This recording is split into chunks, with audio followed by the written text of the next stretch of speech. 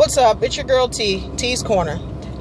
Still venting because this nonsense is still, going on. But the officer, I think it's the officer who killed Keith Lamont Scott in North Carolina. I think this officer was a black police officer, and his name has been released to the public. And he's on paid leave right now pending an investigation, which is SOP for these police-involved murders. But here's my problem with that situation. Just like I was saying yesterday, the officer that shot Philando Castile was Hispanic. His name was immediately released to the public, and he was immediately being charged with whatever they came up with. I don't even know what the charges were, but it was immediate. They put his name out there, and he's going to be prosecuted. It's going to be investigated, blah, blah, blah, boom, bap, bip.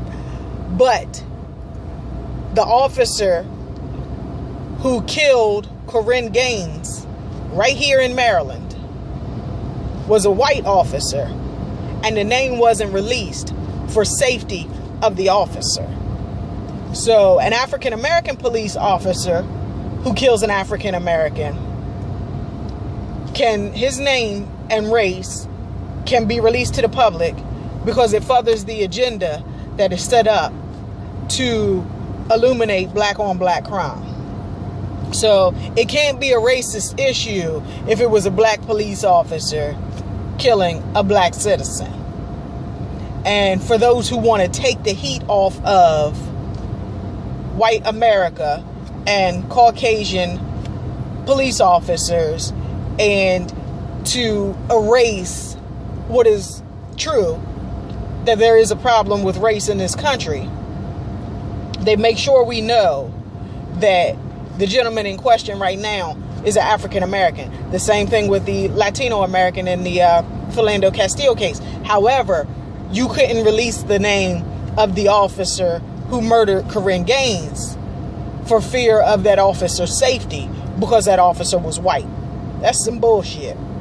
And like I said, I don't know Corinne Gaines personally, but my sister does. So this hits home. And it's some bullshit, because if we are concerned about officer safety after they gun down law-abiding citizens in the street, we need to be concerned about all of their safety, not just the white police officers. And reality is, I don't care if you white, black, Hispanic, Indian, Pakistani, it don't make me no difference. If you're abusing your authority and murdering law-abiding citizens in the street who pose no threat to you or surrounding citizens or other officers, then you don't need no damn paid leave. You need to be on leave until the investigation is completed, and your money needs to stop coming in. Because right now you get a paid vacation for murder. And 9 times out of 10, nothing's going to happen, because how many other young black brothers and sisters then been murdered by the police and nothing happened? So even if you go to court, you're probably going to walk out with not even a slap on the wrist. You're going to walk out scot-free. But they're going to pay you for it too. Stuff like that pisses me off. And then they wonder why the African Americans are so angry. And they want to paint us as just angry, violent people. And that's not who we are as a race. But you're pushing us into a corner, and then you're surprised when we leap out at you.